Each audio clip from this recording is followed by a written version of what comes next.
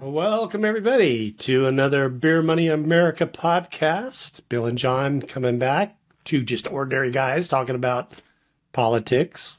I don't know what qualifies us to do that, but we do it anyways, right? Yeah. It's like everyone else. Let's put it that way, That's right. We're as qualified as anyone else is. Absolutely. Absolutely. So, anyways, what's happening in your world? What you drinking today? Today I am drinking, let's see if I can get it on there. Coronado Coronado Brewing Company. hard cider. Cider with acai berries. So super healthy because it's got a superfruit in it. As we all know, any kind of superfood is automatically super good for you. Absolutely. And you just don't question it. Exactly. Yeah, you're just having that. You don't have to do anything else today. You're just so good. Done. Yeah. Yeah. I'm all set. Yeah. Well, I'm doing. Let's see if this comes in. Black Plague, Tony Hawk Underground. Black Flag's out of I think Oceanside, if I remember right. Yeah. And yeah, so since we're getting close to Halloween, I thought Yeah, I figured that one looked pretty appropriate. I just thought, oh, that's kind of a cool can. And then of course, the legend Tony Hawk being part of it. Mhm. He was my neighbor 20, almost 30 years ago. Did I ever tell you that? He, when we first moved back to Carlsbad, um, it was a brand new subdivision. Mhm. And so when we were going in and signing all the papers, the agent saying, well, hey, Tony Hawk's going to be your neighbor.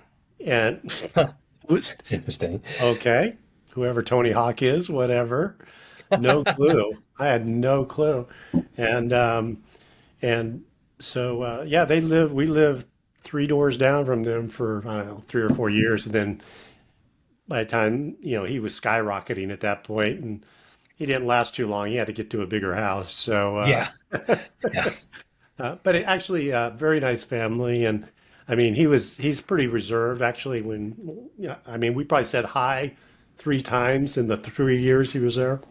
So I mean, it wasn't like we were good buddies or anything, but actually a really nice family, Yeah. and it was just like, but makes you realize how old I was already getting back then, 30 years ago. It's Yeah, it's an like, interesting thing about celebrities. I always feel like if you don't ever really hear anything bad about them, then they're probably pretty decent people because, yep, I mean, as a celebrity, everybody's always on the lookout for you to mess up somehow. yep, And if you do, then, it gets all over the place. And the fact that I mean, I personally have never really heard anything about Tony Hawk going down and no, doing anything that, no. you wouldn't. So you kind of makes you assume that he's probably a pretty decent guy.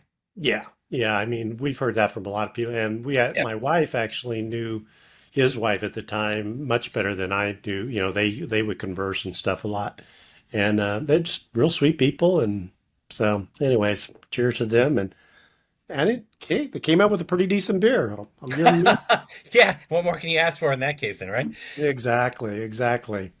So, I was thinking a little bit from what we were talking about last week, where we were talking about the messaging for um, third parties. And, hey, a great place to focus is on those things where we already know people are fairly, they agree in a large way, things like abortion, where the vast majority of people believe there Yeah. should be some form of legal abortion. And I thought that was a good thought. The other place that I kind of dawned on me because of yesterday, where I think there is a fairly large group of people on both sides who believe in some additional gun control measures. And after the whole thing happening in Maine again, yet Yeah. again, 18 people. When you look through the surveys and stuff, nobody's suggesting we should get rid of all the guns and all that. It's, how do we try and change things a little way, in some way, to make it not quite so easy for people that shouldn't have guns to have guns. And I grew up in Arizona, so I've been around guns all my life. You know, Yeah. you're when you're born in Arizona, I think they give you a gun. I mean, it's just, it's when I grew up, it was everywhere. Nobody, I went through NRA classes and all that in Boy Scouts. That's just the thing you did. So, I don't think most people really see that trying to come up with some, you know, common sense gun control is a bad thing. Yeah. And it keeps getting, we keep seeing this over and over, kind of like the homeless thing we were talking about. It's like, okay, we're not doing anything different. This isn't working. Let's try something different. Yeah, it's interesting that I was actually thinking about bringing that up. So there's a few things that I'll throw in here. First of all, I went to college in Maine at Colby. So I lived in Maine for 4 years. Right. So I'm very familiar with Lewiston and, and that part of Maine. And obviously my heart goes out to all the people that were affected by the shooting. Maine's a fantastic place. Awesome. I've been back many times. I have many friends in Massachusetts, Connecticut, all on the East Coast and stuff like that from my time in college. And, so I am very familiar with Maine. So that's the first thing. And then, it's funny about, the common sense gun control stuff. We were, you and I met through the common sense party. Right. And when I don't know if you were there, but one of the times I was out volunteering trying to get, some voter registration stuff going, somebody came by and threw out the random comment that, common sense, doesn't always make sense. Right. Yeah. And, I just thanked him for his, his remark and he went on his way. Right. So it never turned into much of anything. But the thing about common sense gun legislation is I think it does fall into that category where I'm not sure it always, there is any, you know, Right. common sense legislation. People propose things, but they don't often, propose things that would actually make a difference. Like I don't know all the details in the in the Lewiston case, but like one of the big things that was getting debated in Congress recently, as far as gun control, were these wrist braces. And I've never used one, but people were saying that the wrist brace converts the gun into something that's more like a semi-automatic or more like an assault rifle. Right. But really, the wrist brace was developed for people who, had functional difficulties as far as grip strength or arm strength to allow them the capacity to still hold a firearm. And so, people were saying that, and then for some reason in the legislation they were banning these things, but banning them wouldn't have affected any Anything. shooting that happened anywhere in the last, 50 years or whatever. Yeah. So it's like, it's one thing to say that we should have, quote unquote, common sense legislation. But then when it comes time that somebody actually proposes some legislation, it doesn't Right. necessarily make any sense at all. Yeah. That's the problem. Yeah. It was like Chris Rock. I'll never forget one of his little pitches was, and of course he was being trying to be funny, Facetious, but yeah. he said, "We don't need to be controlling guns. We need to control the bullets, and each bullet should cost $5,000." People will then think, "Do I want to shoot this person? Because it's going to cost me $5,000." And I mean, it kind of goes in that vein. It's like, okay, what are we really trying to do here? And I don't know. The other part that always strikes me is kind of we just need to break through the conversation a bit is about the whole Second Amendment thing. It's like it's Yeah. in the Second Amendment, so you know you can't do anything. It's a Second Amendment. It's like the First Amendment. You can't do anything with the First Amendment, and it's like the irony of that is it's an amendment for a reason, right? They Well, amended something at the time, and amendments, guess what, can be amended, and well, so see that now you're getting into where my sort of triggering point. The First Amendment is also amendment, and so is the Fourth Amendment and the Fifth Amendment.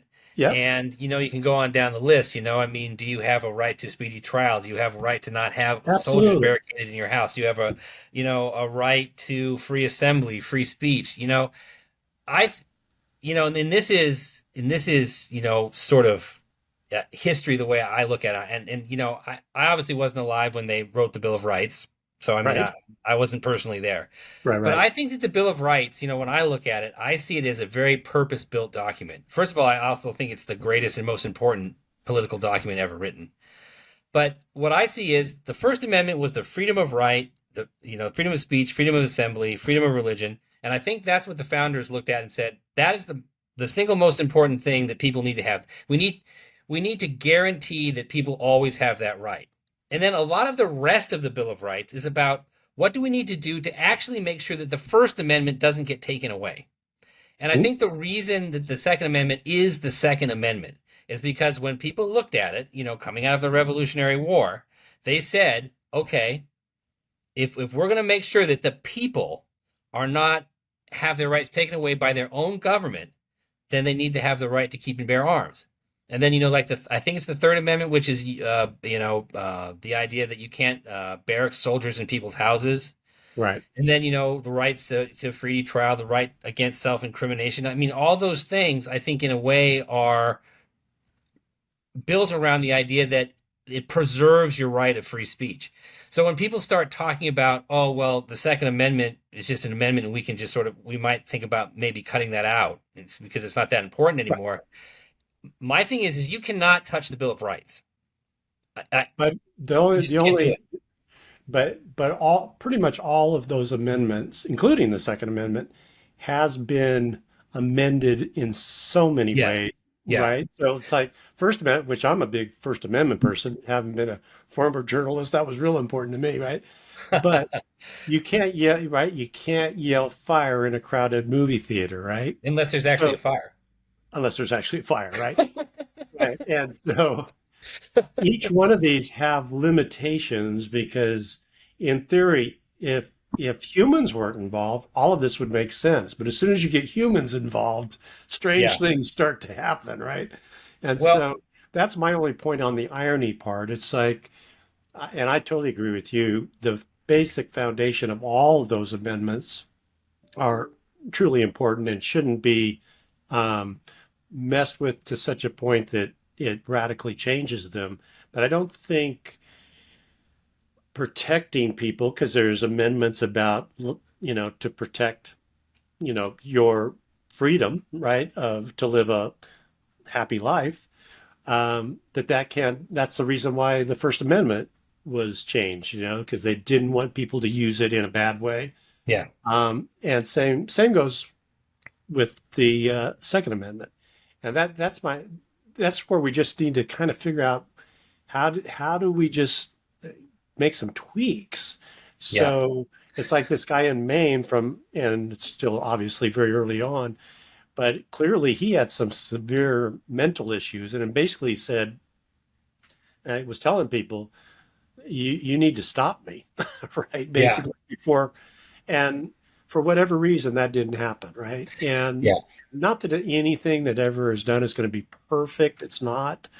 Um, in fact, the only odd part about these mass shootings is they're really not the biggest problem. I mean, if you look at the number of gun deaths there are, these represent a very small percentage. Right. Most of them are, handguns, people either killing themselves or a pistol shooting somebody else. And Yep. so while this highlights how dangerous they can be, it really is not where the biggest problem lies. Right, and that's I think where a lot of the quote unquote common sense gun legislation really falls apart. You start banning things that people aren't really using, in the commission of crimes or in violent acts, and then you've immediately lost your way, and you're just making legislation that makes things harder on people who are basically law abiding.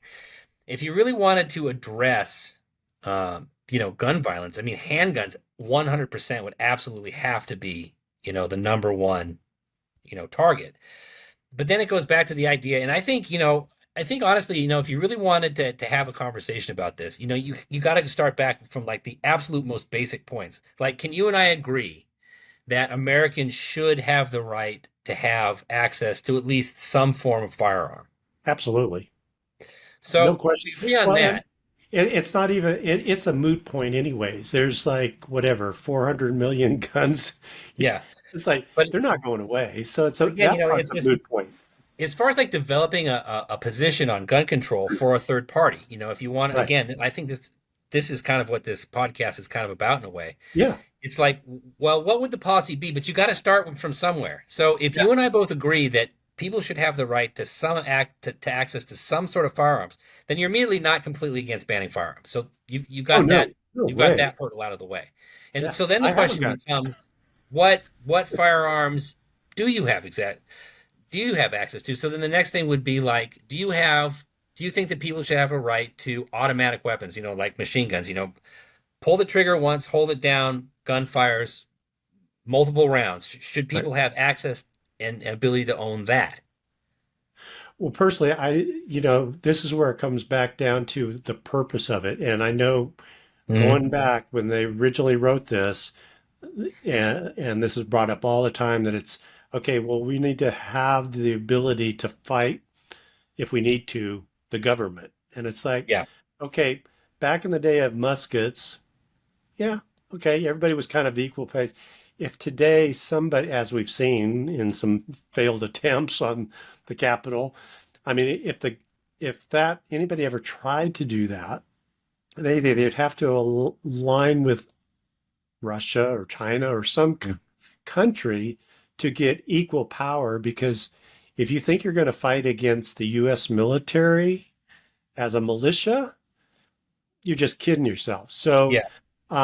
so assuming we can put that part aside, that's not Well, really I just would make one comment. I think that if it comes down to the point where there is a second revolution, the revolution will be decided by the disposition of the military. If the military decides to join with one side in total, and you would be a group of revolutionaries would be facing the entire weight of the United States military, then it's over. But on the other hand, if the military splits yeah, and certain parts of the military, like the West Coast military, decides to side with right, one group, and the East Coast military decides to side with the other, because right, I mean that was the Civil War, right? I mean yep, many of the generals on the Confederate side were officers in the United States Army, and sure, when um, the rebellion happened, then many of them went and became the generals and the officers for the Confederate Army, and they had all had their training at West Point. They right, were, right, so as I say, the military splits. So the idea that you know, the coming conflict involves fighting entirely against the military. I mean, the military might decide to sit out. So then it completely changes the footing. Now you're looking at, well, what about defending yourself against, um, like military police or some sort of, fascist version of, uh, you know, personal guard. I mean, think about the Nazis. The Night of the Long Knives, and the brown shirts. You know, right. the people weren't killed off by the German army. They were killed off by essentially Hitler's private security. And once he dispatched all of his rivals, that just pretty much gave him the freedom to be appoint himself dictator. So, again, it depends on what you consider, fighting for the country, or what a revolution would look like, or defending your freedoms would look like. So again, I think that that's interesting. So you just have to, again, if you're trying to build a policy, you have to just sort of make some decisions. And again, I go back to, we believe that both of us believe that there should have access to some firearms. Now the question on the table is, are automatic weapons on the table, or are they not? And again, my personal feeling is that by and large, I don't think actual automatic weapons should be easily Right. accessible by most people. Right. No, So I I think no, I I agree think with that. there's issues on that. Uh, and uh, and when I'm talking about common sense stuff, it's Hmm. the fact that there's just this constant effort that you don't want to you don't want like things like universal backgrounds or registration and stuff Hmm. like that. And it's like, well, give me another scenario where there's people's lives are put in danger where we don't have some kind of oversight of that kind of stuff, right? It's like you, you can't drive a car, you can't fly a plane, whatever. And so it doesn't seem like it's that big of a stretch to, I think the bigger issue or the complicated issue is how do you determine whether somebody's mental capacity, Yeah. what's the line you draw there? Because that can get to be subjective. But things like, well, just selling a gun back and forth between parties, why that there can't be a chain of custody along that way is just kind of a simple place to start. It doesn't really infringe on anybody's ability to own anything. I agree with you on the automatic weapons, by the way, but I don't see. I mean, I know a ton of people that hunt and all that kind of stuff, and they're not going to use an automatic weapon to go shoot a deer. There's so it's not really it's not impinging. I don't personally think on anybody's real right there, but the tough one is I think the mental health one because on any given day, any of us could break. Yeah. Right? Yeah. So that's the tough one. So that's why I always think, can't we just start with like universal background checks and just simply having a chain of custody of who owns guns? Just like you have to have a chain of custody when you go get prescription drugs or you car or anything that could be a danger to somebody. Not, and it's not meant to be dangerous. It's just it has that potential, right? A car is not meant to be a weapon, or drugs are not necessarily meant to be a way for somebody to kill somebody, but it can happen, right? Yeah. That's why they have the chain of custody. I know that when you buy a firearm, uh, generally speaking, if you go to a firearms dealer, because there's these gun show things which I don't 100% understand, but we can get to that. I know that you do register the firearm. I Mhm. mean, you have to put your name down, and they check. Like I I bought a firearm. I own a gun. And Right. when I went and bought the when I went and bought the gun, they checked two forms of ID. They registered that I had bought the gun and that I had it. It was in my possession. And I think that there are laws that if I sell that firearm, I'm required to, you know, at least register somehow.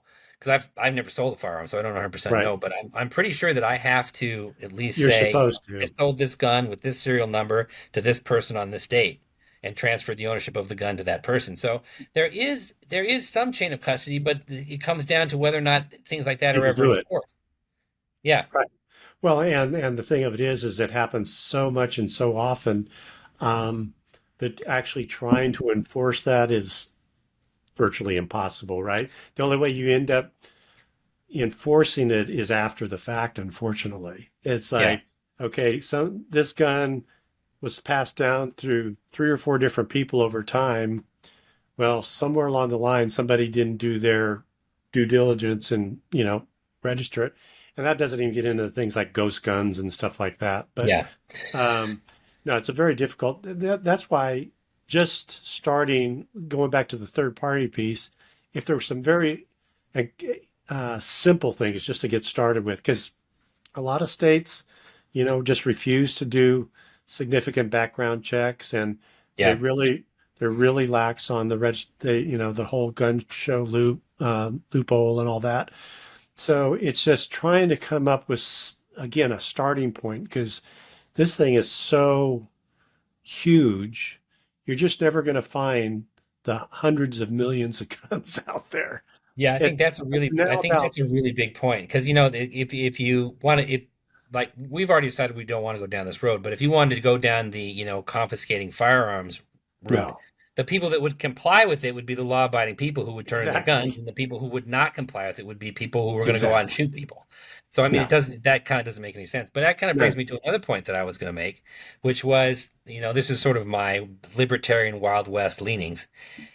If if we were to say that we don't think necessarily the government is doing a good job enforcing its own laws or is perhaps even incapable of enforcing its own laws, well then what about the idea of encouraging the whole concept of a good guy with a gun stops a bad guy with a gun and encouraging more people to be armed more of the time, because that actually comes up quite a bit, but a lot of people just sort of throw it away.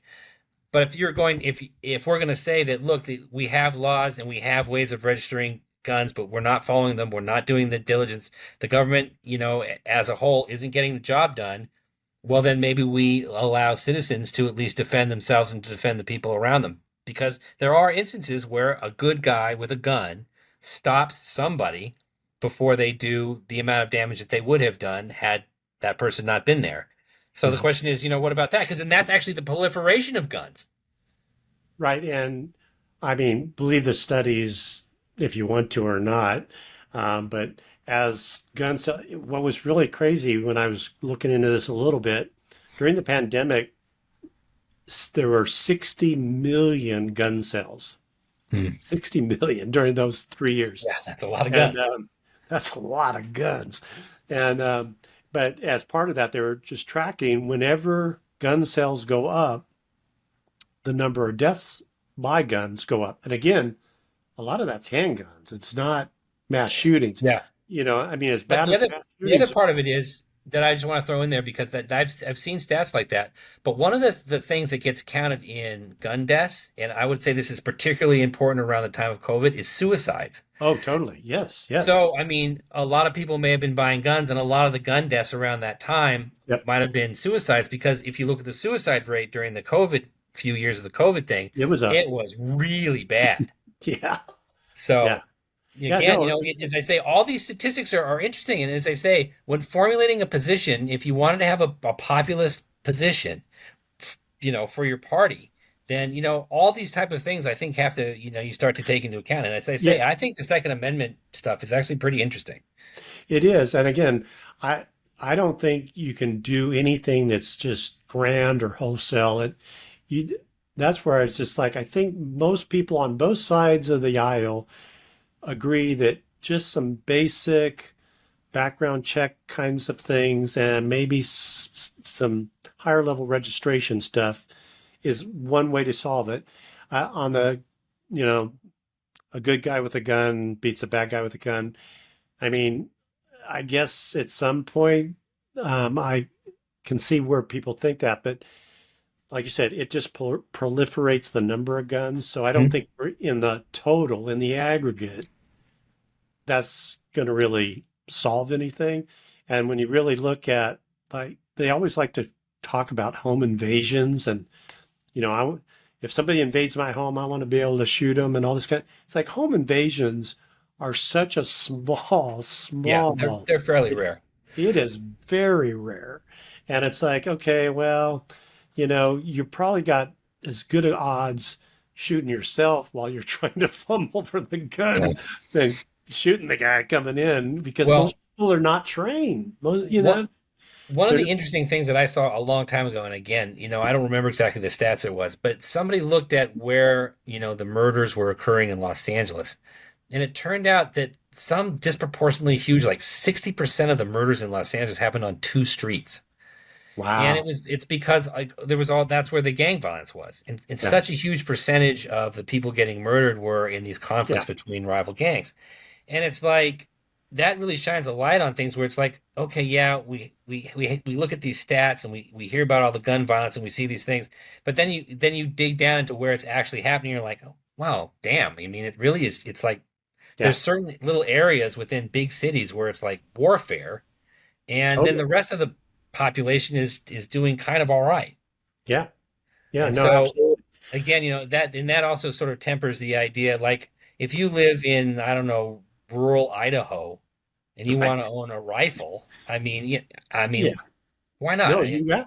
And again, going back to when the Second Amendment was around, a, a gun wasn't, I don't think, I mean, there was that, it was obviously it was a weapon, but Yeah, almost more so, it was a tool yeah, because people were exactly. hunting. That's how they survived, right? So, I mean, it was as much of a tool as it was a weapon per se. Yeah. Right?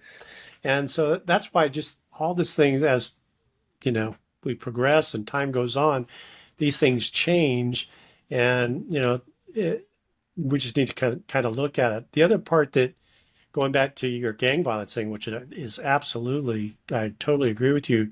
When you look at the number of deaths too, the other when it comes to police, um, that's the most going to domestic violence calls Yeah, is that's one of the most dangerous things. the most dangerous thing they do, and that can often lead to gun violence, and that's the part that I keep shaking my head. First and foremost, nobody wants to see any law enforcement person shot or killed or anything like that. But law enforcement in general has taken a step, and maybe they just don't want to deal with the politics of it all, which I kind of understand. Yeah. But if there's any one group that should be concerned about this more than any, it would be the local beat cop that goes to these domestic violence calls. Yep. And because they are in harm's way every time they knock on that door. Yep. And, but you don't hear it. You hear, all the, thoughts and prayers when a cop gets shot and feel sorry for their family and blah, blah, blah, which is all true. I feel terrible for them. But it points to a much more systemic issue of, okay, how can we do in some small way to make that a less dangerous situation for them? And again, it comes back to, well, at least if you kind of know where the guns are a little bit, Yeah. and you kind of know that, okay, and I'm sure they do this already. If they've had 10 calls to this place and this person's a little wacky, they probably, walk up to it a little bit more carefully than they normally do. But any of those relatively small steps seem like it would make sense. But, Yeah. I don't ever hear law enforcement in general come out and say, we need to do this, that, and the other thing because it's putting our people in jeopardy, which it is. Yeah. Well, again, I think that it comes down to there's just a lot of factors in that make it complicated. It's like you were saying that just the total number of guns, available out in the world in the United States is just an enormous number. I mean, it's gigantic. It's huge. But I think also to me that goes back to some of the defunding the police things. Like the one thing that I want police to have as much as possible is massive amounts of body armor in overwhelming numbers. Because if the police, have those type of things, then maybe a person will be less inclined to try and take them on and will just hopefully surrender. But again, it's like how if you have somebody who's involved in domestic violence, as a human being who's willing to commit violence against another human being, it would be nice to be able to get the gun out of that person's hand. But the Yep. question is, how do you do that? I mean, the number of felons who theoretically are banned from owning guns, who continue to own guns, is staggering. But Yeah. how do you go about confiscating all the guns from all the felons? And Right. again, I honestly I can't even imagine a scenario where you could do that. It would be crazy. It would be absolute warfare. Right. Well, and again, it's the yin and yang of this stuff. It's like, do you want this escalating war of Mhm. more and more guns and we're all in it for ourselves kind of thing, or your escalating war of we want more militarized police to go battle this stuff, Right. or do you want to figure out, hey, how do we prevent this to happen to begin with, right? And and again, it kind of goes back to the abortion thing in a roundabout way. It's like whenever I hear people railing against abortion, it's like, well, you should never abort a baby. Put them up for adoption if you don't want to do this. Well, okay, great. But if you're not supporting that whole process, because right now there are so many foster kids and so many kids Right. who do need homes. And once they're 18 and they age out of the system, they're on their own, man. And so it's like, okay, I get it, but if you're going to ban something, then you got to deal with the consequences, right? In a proactive way. And I kind of look at the gun thing that way as well. It's like we can keep escalating this, but at the end of the day, then you end up like, so many countries in Africa or the Middle East or whatever, where it's like, it's just a freaking free for all. You don't know who you can trust. And, you know, I just see that the country should be better than that. We should be able to figure out a way to be Yeah. better than that, that we don't have to all be carrying, right? Yeah. Well, I mean, let me sort of agree and disagree in some respects. Like, first of all, I think the idea of trying to get as many, finding some way to get as many illegal firearms off the streets as possible, that would be a great thing. I'm not exactly sure how you do that, but on board Yeah. with the idea. But the other part of it is, like you mentioned, some countries like Somalia. Um, but if you look at the guns per capita in Somalia versus the guns per capita in the United States, I would bet has a higher guns per capita Oh, oh yeah, rate for sure. than probably anywhere in the world. But we don't have armed militias running around and killing people. And that's Well, sort of the thing. It's like, okay, you get somebody like the person in Lewiston who, again, I don't know all the details about, but I mean, obviously went off and killed a lot of people. That's yep, really awful. But it's not like, I don't know. There's massive, in like you even said at the beginning of the thing. Most gun deaths have nothing to do with mass shooters, right, and so it's like when you start talking about things like, things are going to descend into some kind of chaos, that ignores the fact that there are hundreds of millions of Americans in the United States who own a firearm and have never done anything illegal or wrong with it in their entire lives, myself included. I've never right. Me too. shot anyone. Right. So, you know, Yeah, I'm with you. Yeah, no, exactly. No, I think the difference between obviously the U.S. and Somalia, besides the fact that the economy is good, you know, yeah, there are many differences.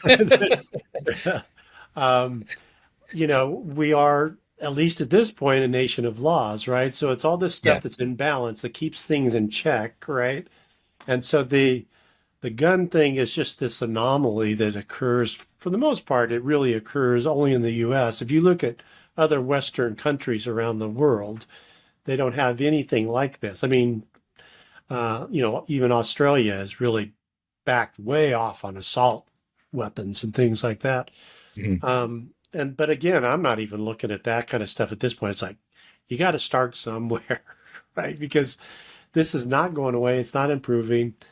More doesn't necessarily mean better, and just in general. And it's like, how can you try and get in front of it in some way, shape, or form? And I don't know what all the answers are. I don't think any of us do, but I think most people would agree that, hey, we got to figure out a little bit better way to handle mental health issues. For Um, sure. that's a good place to start. And to the extent that and again, some background check stuff would help. hmm I Well, I think mean, that the background check should be part and parcel to the idea of, absolutely, the mental health aspect of it. I mean, absolutely. if you have a history of violence, for instance, I mean, Yeah, you probably shouldn't be allowed to own a firearm.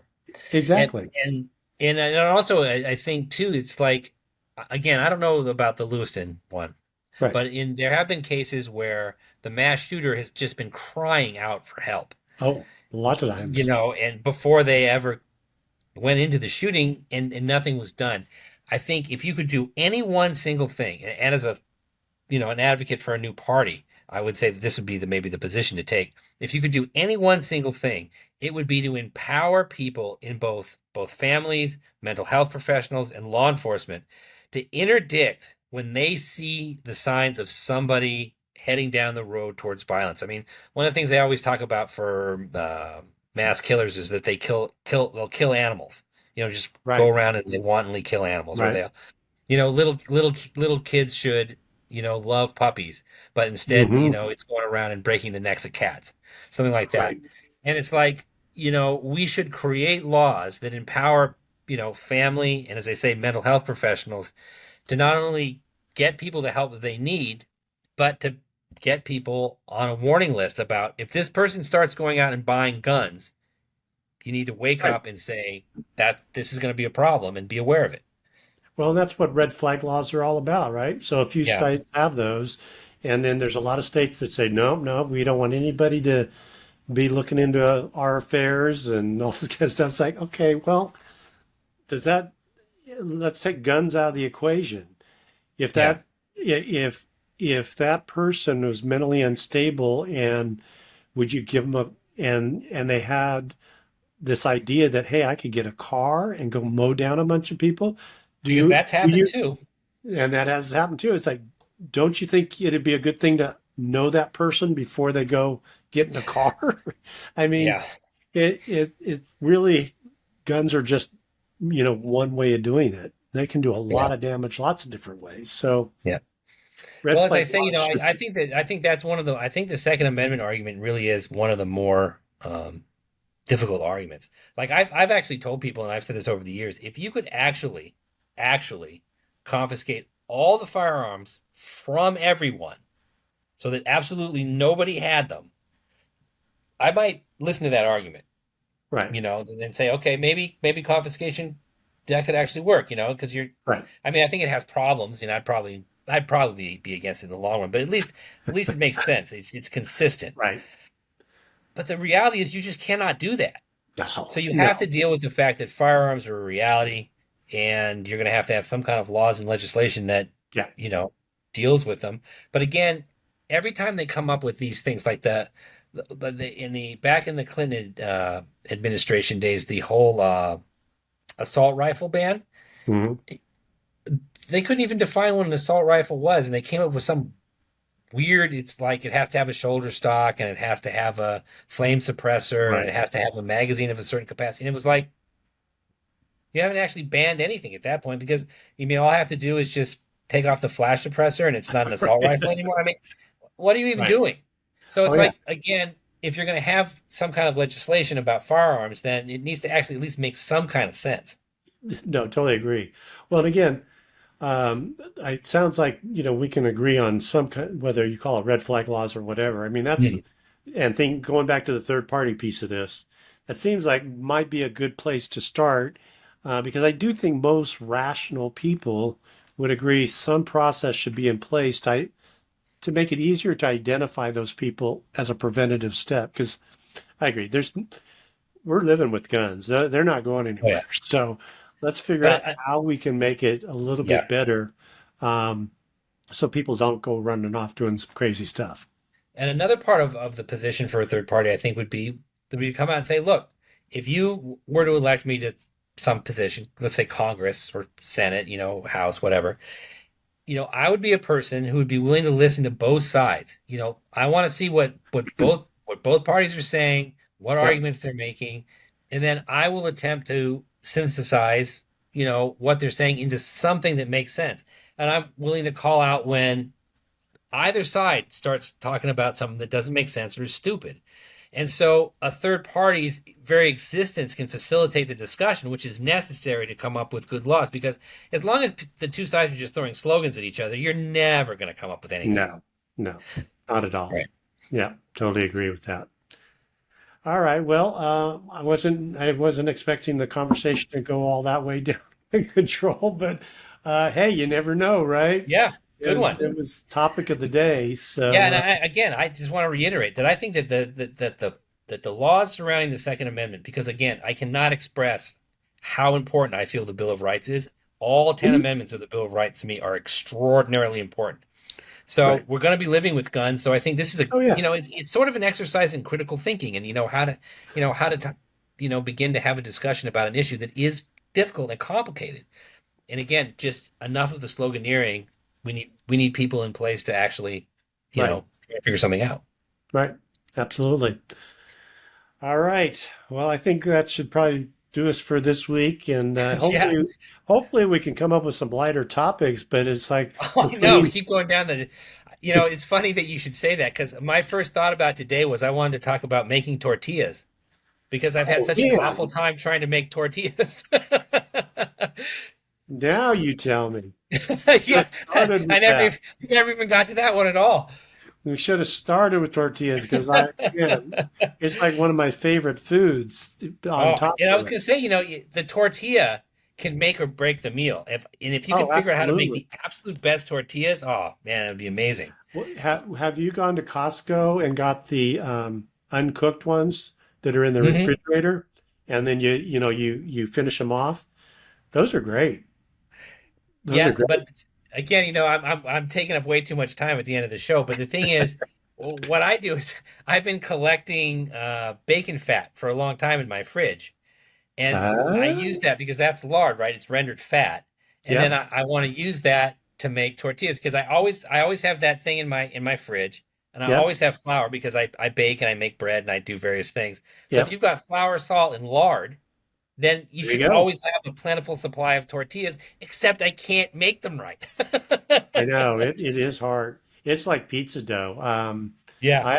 I have so much, and I've worked with people who actually who manufacture flour, and it is such a science, the science of flour, and if you're a baker, you understand this as well.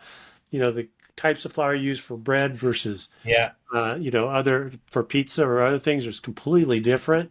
Now, most people think it's just what's flour? It's just flour. It's like no, there's a lot of different flours out there. And when you start doing it, and you start making bread, and you start working with the different flours, you realize that the textures are very different. The way Oh, totally. how it holds together, how it rises, how it stretches. It makes a difference. It's another science project. I mean, there's so much science to it. It's incredible. So we're dealing with the proteins and all that kind of stuff. Oh So, yeah. yeah, yeah. No, well, maybe we'll talk about baking and tortillas in more depth next time because after after talking Yeah, about we'll see. the Gaza thing and now we move into mass shootings like oh man Yeah, it's I been know we want to it's been a talk rough few politics. weeks. Right. Yeah. It's been a couple tough weeks, and there are the good thing is there are some good people out in the world, and Oh, for I sure. don't I don't want to lose sight of that, and that there's some people that are trying to make things change or trying Hmm. to change things and do some good things, and I hope I know you feel the same way that we focus on where things are going right too, so they Yeah. are a model for others right to emulate, and that's why I get so excited about the third party stuff is if we can just highlight examples of where hey, let's just simplify things this way, or to your point last week where you were saying just get out of the way and let us kind of work on this here locally on Yeah. in that case homeless. That's the stuff that is just as important than vetching about uh, gun control laws, right? Yeah. Well, my one of the things that I've sort of a like kind of I guess a life philosophy for me is that I've always said that just complaining about something does no good. And Right? so for me, it's always like either you want to present an idea about how to move forward, or you can just shut up. But if all you're Yep. going to do is complain, Yeah, you're not worth my time. exactly. I'm with you on that. All right, good stuff. Well, I need to go get ready for our French cousins who are going to be arriving here momentarily. And Yeah, and I need to speaking finish of up my tortillas, beef ragu. yeah, exactly. We're going to. That sounds great. I mean, maybe we'll come over there and eat. Um, You're always welcome. but I gotta go. Speaking of that, tortillas, fried tortillas, and we're making some guacamole and chips here, so got to do that. Oh yeah. So, anyways, all right, we'll check on you next week and go from there. Have a good one. Yep. Great to talk. See you next week. All right.